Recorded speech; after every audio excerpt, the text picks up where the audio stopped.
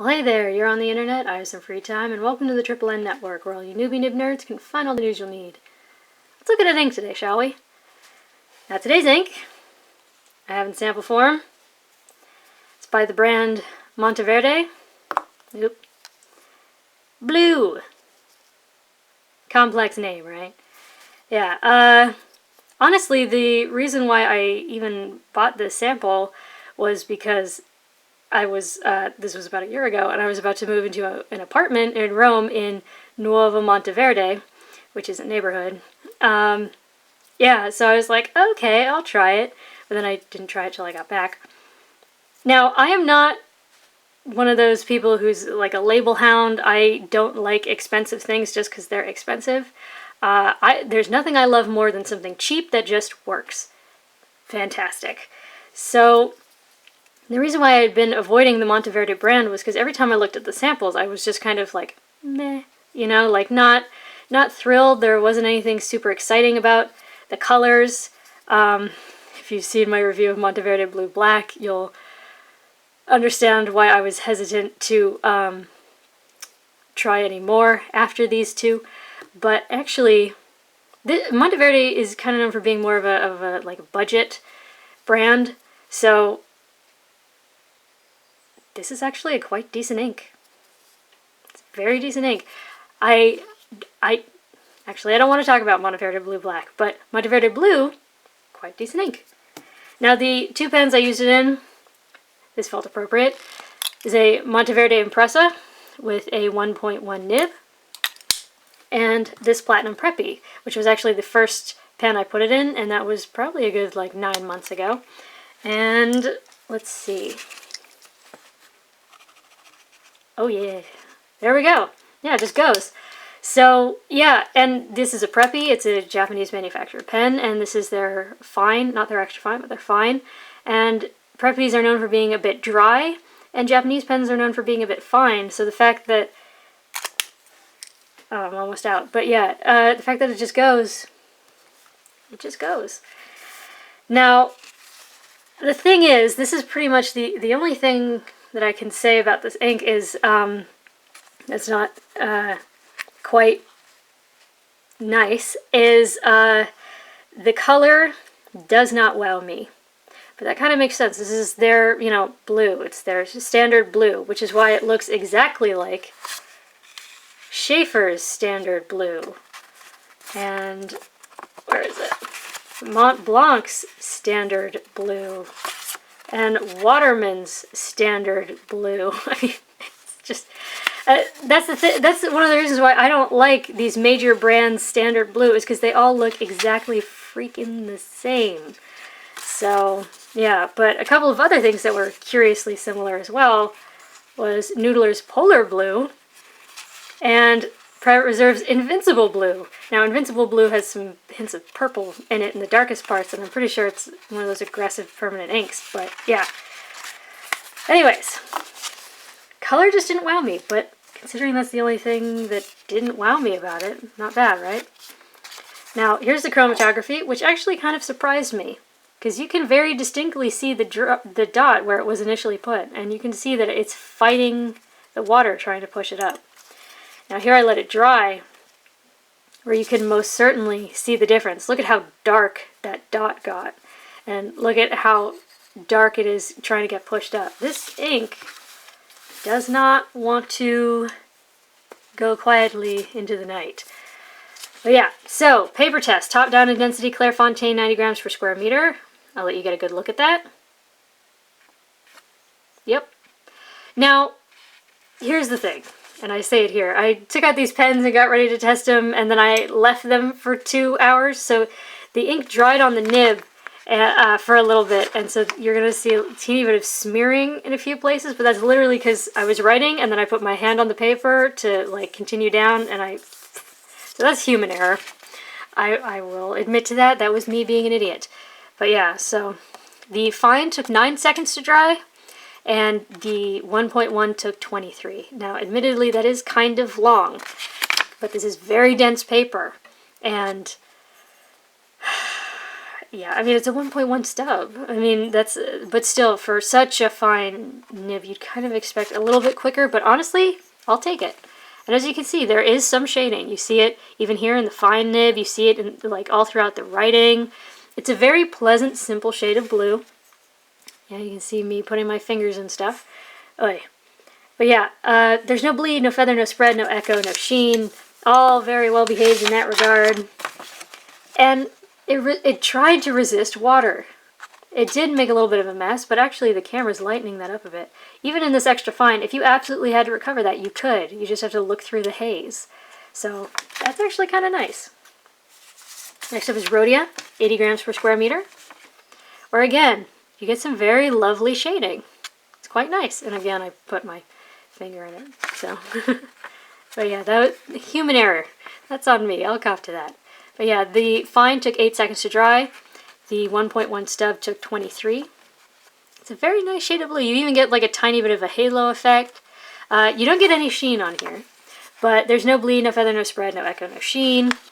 Oddly, it didn't haze so much on here. It didn't dye the paper, and a lot of it's really gone, which quite surprised me. But yeah, there's no bleed, no feather, no spread.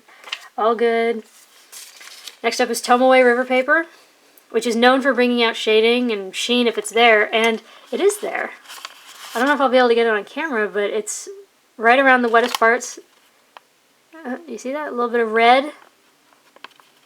And it's in the writing as well. It's just always easiest to... Oh, there. The T.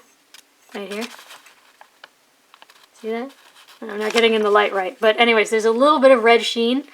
Yeah, it looks good. You get shading. You get a mild halo effect, especially right up there. Now, this paper does draw out dry times, so that fine took 12 seconds and the 1.1 took 25. But when you think about the dry times on the other paper, that's really not much of a draw out. I actually quite liked it on here. It was a pleasant shade of blue. It's a very simple shade of blue. And as I say here, it reminds me of the ink formerly known as Waterman's Florida Blue, because I only like that ink in a really wet pen on this paper where it sheens and it shades a lot. Otherwise, it's too thin. I don't enjoy that ink much, but that's for another time. But yeah, this paper loves to let ink slide away when you add more water, and it really did. But the thing is, if you had to recover that, you probably could. The camera's doing something weird, but would it be easy? No, it would not. But if you had to, you could. And there's really not much echo. Granted, that might be, especially because the fine nib is so darn fine. You can kind of see where the scrubbies are, but still. Now, for the next 3 tests, I only used the Preppy except to write the name. So here's the world's worst copier paper, where you lose all shading.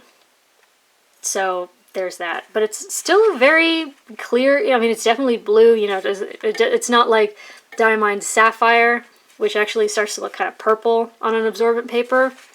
But yeah, it's there is some feathering. I'm gonna bring this in. You see? There is some feathering. There is some spread. 3 seconds to dry.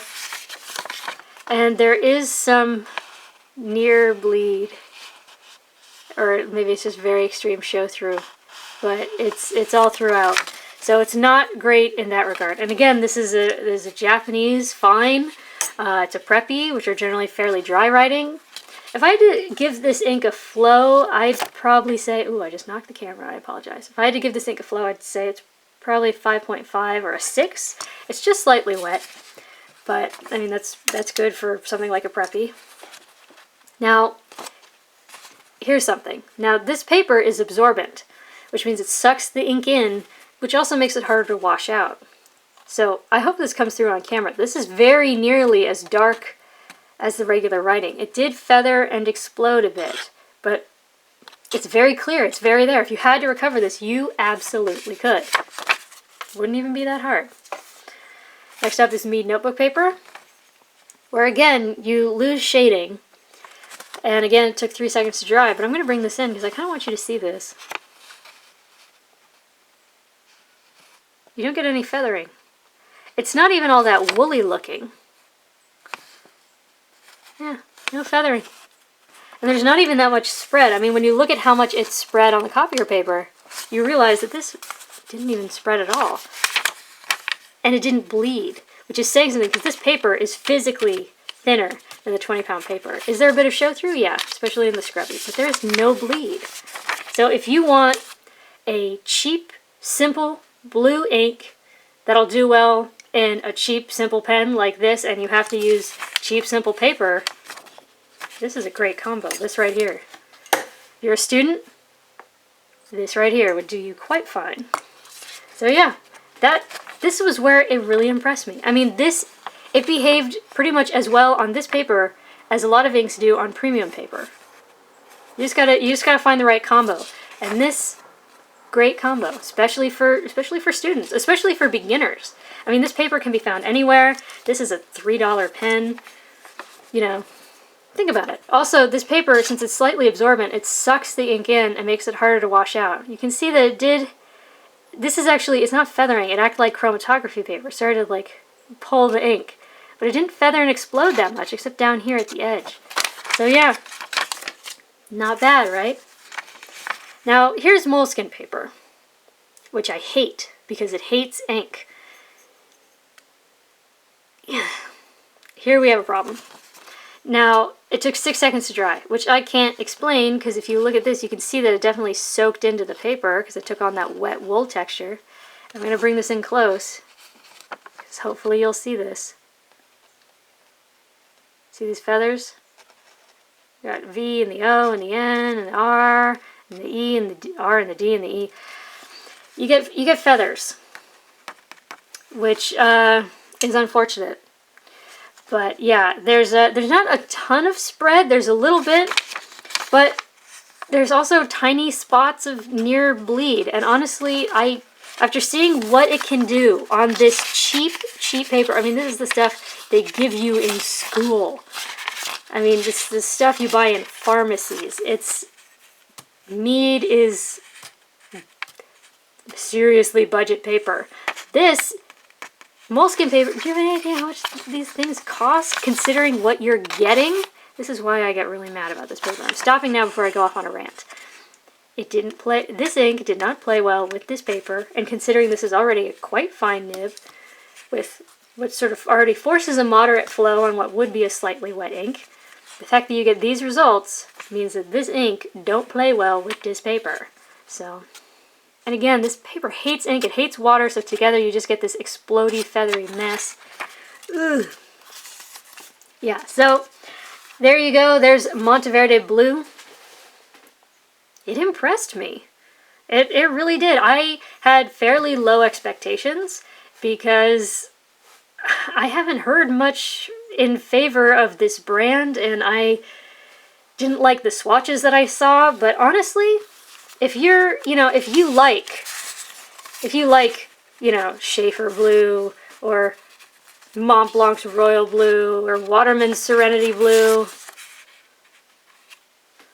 MonteVerde Blue. It's a perfectly good ink. Did really well on cheap paper, which is more than I can say for some of these other inks. Budget ink. Go for it, man. So yeah, for your consideration from the Triple N Network. If you like the video, please give it a thumbs up. If you'd like to see more, please subscribe to the channel. And thanks for watching. Bye.